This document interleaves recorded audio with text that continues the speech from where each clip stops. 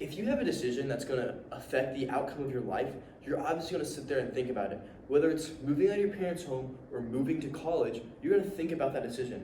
Well, that's kind of like the trick-taking board game mechanism, where you can only play one card per round, so you're really going to think about that move before you make it. Now, before we get into trick-taking, we're actually going to get into what a game mechanism is.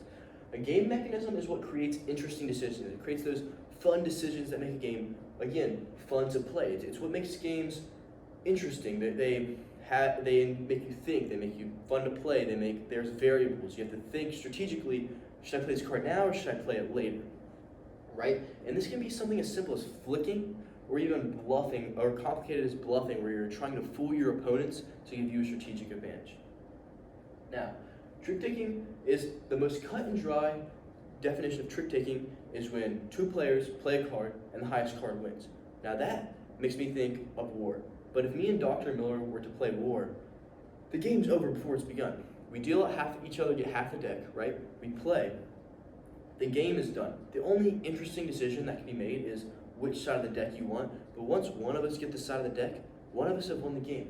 For it to be trick-taking, it must have strategy. There has to be some sort of strategic plays you make in order to give yourself an advantage throughout the game. And there also has to be interesting decisions. War really has no interesting decisions because there's really no decisions to make. So what is actually a trick-taking game? Well, it's a game where everyone is dealt a hand of cards, whether that be the whole deck or 5 cards, and is initiated by the leader. So the leader could be me the first round, and the second round, the leader is the person to my left.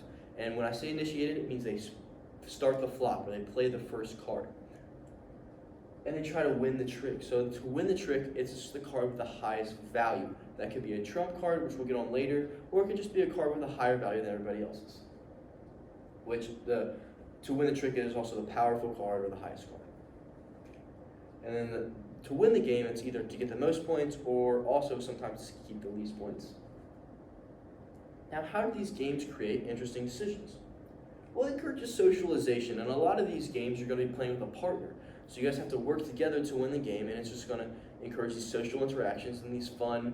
Maybe if you're getting to know someone new, you could play a trick-taking game, and where you have to work together to win the game, and it just encourages these fun social interactions. And it really just forces people to think. With one card per round, you really have to think, like, do I want to play this now, or do I want to save this until this powerful card into the late game to maybe give me that comeback edge? There's also a lot of room for these no-reason decisions, which can, in a competitive game, it's maybe not the best, but in a fun, lighthearted game, these no-reason decisions often spice it up and just make the game more fun.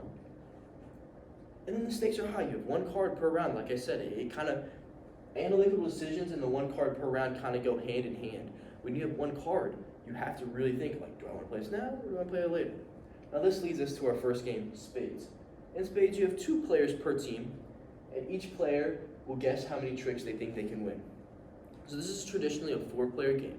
So all 4 people will get an equal amount of cards throughout the deck.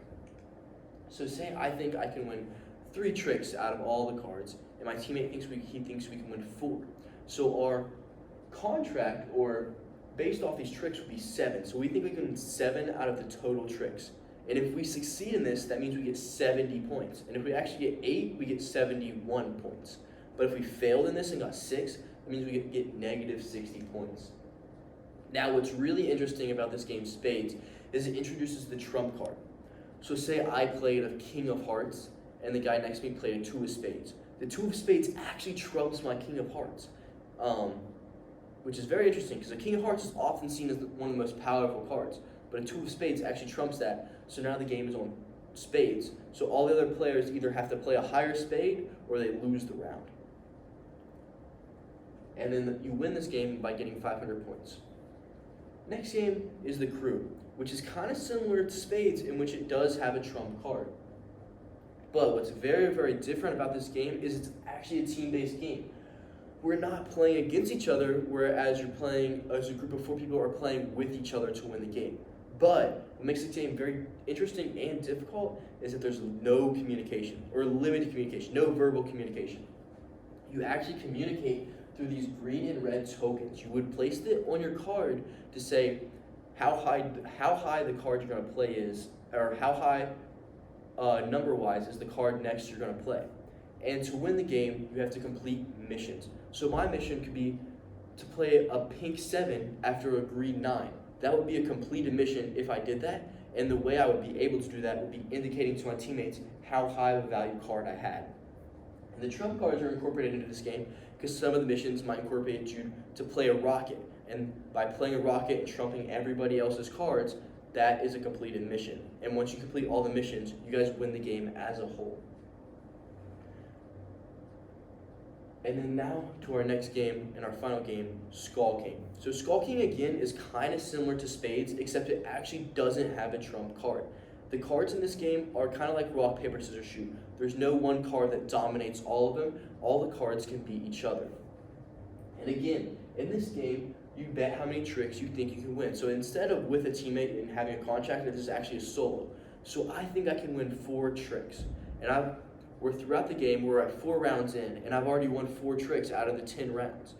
I don't want to win anymore. Even though I know I can, I actually purposely lose a trick.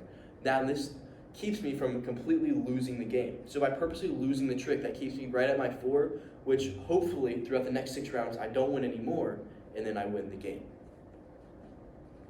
So why trick taking? Trick taking leads to interesting decisions by encouraging socialization. As I said earlier, it's fun to talk to people. It's fun.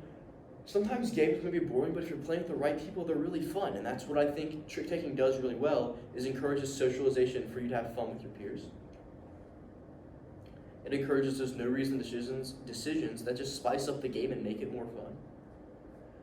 It enables players to strategize. I think this is a really big one that I like to hit with trick taking, is because you can play 1 card per round. I know I keep mentioning it, but do I play this card now or do I play it later? It really incorporates you to think in a game and gets you more involved in the game, more enveloped in the game, and it makes the game more fun when you're more involved into the game. And it creates these competitions. 1 card per round, it's going to be competitive, man. You can play 1 card and maybe you played your best card and it got beat by someone else's. It's going to start getting down to the wire whether you're going to win the game or not. And there's many different things in the game that make them more fun, like trump cards. Trump cards are a unique mechanism used in Spades and the Crew. It's very fun to have those unique ways to spice it up. Kind of like in the Skull King, where you can purposely lose in order to win the game, which sounds crazy. You would never think to purposely lose in a game in order to win, but it just makes the game more exciting and more fun.